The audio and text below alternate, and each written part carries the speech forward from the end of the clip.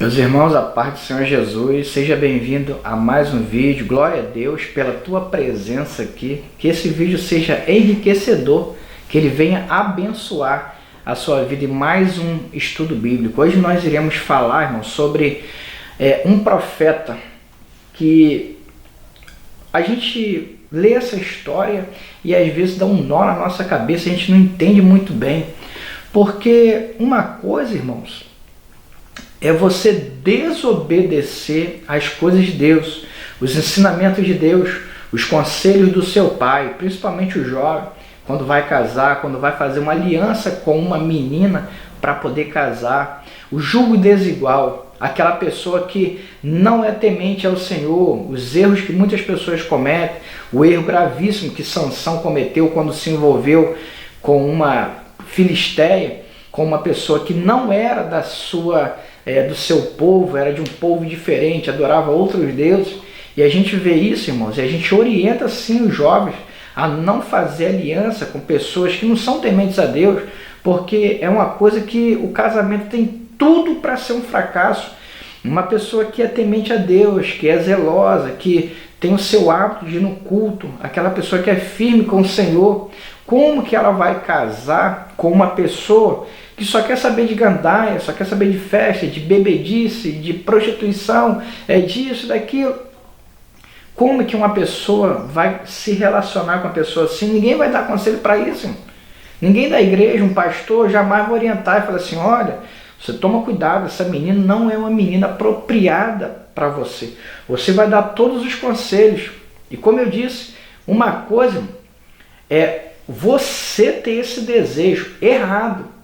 Você ter esse desejo que não é correto, mas você se interessou por uma menina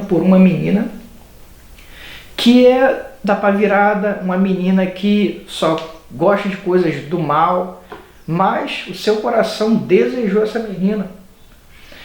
Você não ouviu os conselhos do seu líder, você não ouviu os conselhos de Deus, você não ouviu os conselhos dos seus pais, e mesmo assim você vai quebrar a cara? Com toda certeza, com toda certeza. Não pense você que você vai trazer aquela pessoa para a presença do Senhor. Irmãos, acontece? Já aconteceu? Já aconteceu sim. Irmãos, a chance de dar errado é 99%. Porque não é você que converte, irmão. Quem converte é o Espírito Santo de Deus. Não pense você que é você que vai trazer aquela pessoa, irmão. Quem traz é o Espírito Santo de Deus. É mais fácil você sair.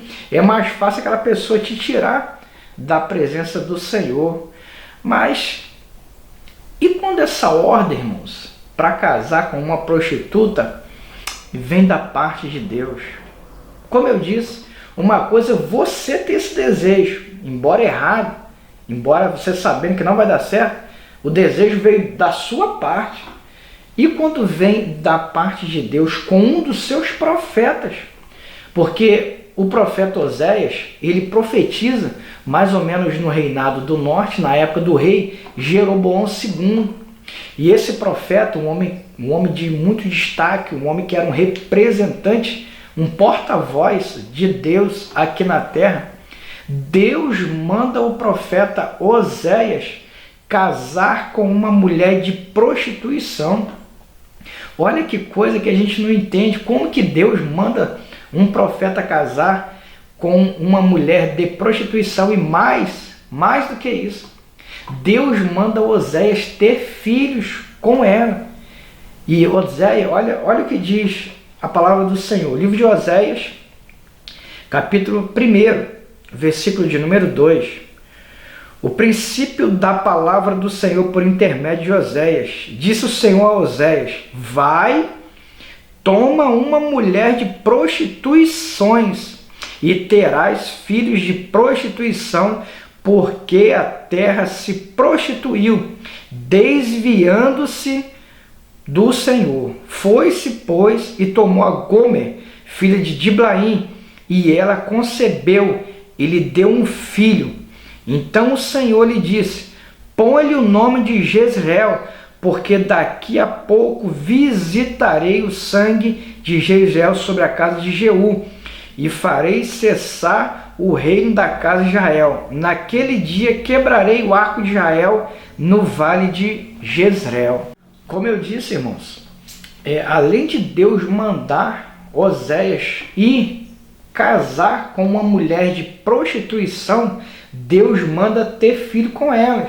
E eles tiveram 3 filhos: Jezreel, Lo-ruama e Lo-ami.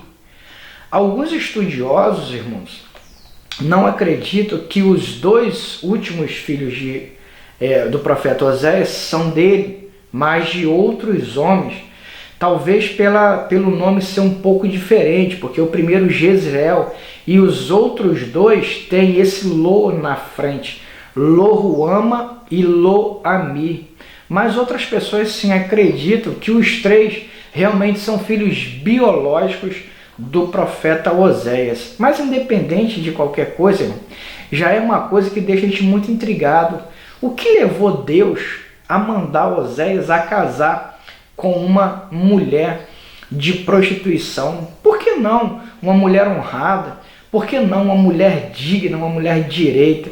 Irmãos, a gente nesse período a gente vê Israel passando por uma área financeira, até uma parte econômica até muito boa.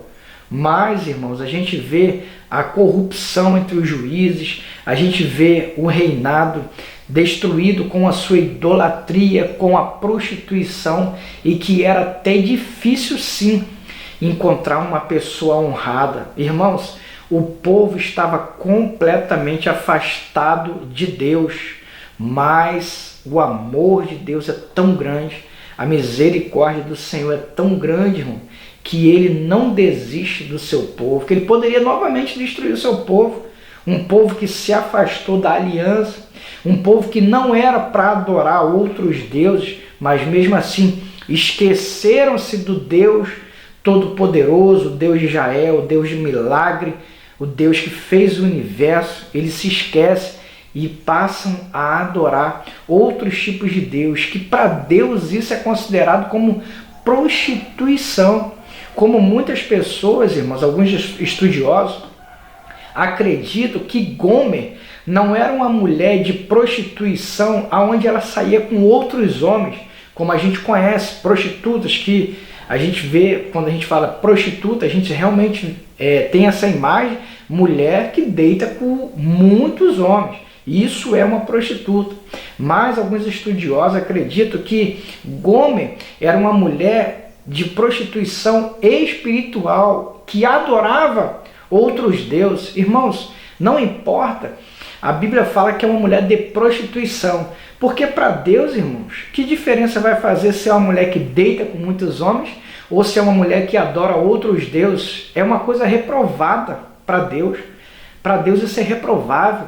Não importa se os estudiosos falam que é a mulher que deita com outros homens ou que adora outros deuses, tudo vai caminhar para a mesma direção, que é o pecado, e se afastando do Senhor.